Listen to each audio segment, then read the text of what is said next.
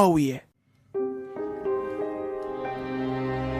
طبعا معاوية رفض يبايع الإمام الحسن عليه السلام بسبب كره الآل بيت النبي صلى الله عليه وآله وسلم، وكان رايد الخلافة تصير إله. فمعاوية أرسل إلى الإمام الحسن رسالة قال له: قد علمت أني أطول منك ولاية وأقدم منك سياسة وأكبر منك، فادخل في طاعتي ولك الأمر بعدي. يعني قال له أني أصير الخليفة بدالك، ومن بعد يعود أنت تصير خليفة للمسلمين. طبعا الإمام الحسن عليه السلام رفض، فهنا معاوية بدأ يحارب الإمام الحسن عليه السلام. قام يحاربه بكل الطرق اللي تتخيلها وما تتخيلها، بحيث قام يسوي فتنة بكل مكان ضد الإمام الحسن. بعض رؤساء القبائل قام يشتريهم بفلوس، وبعضهم قام يهددهم، وقام يرسل ناس تبوق وتنهب بالمناطق اللي داير مداير الإمام الحسن عليه السلام.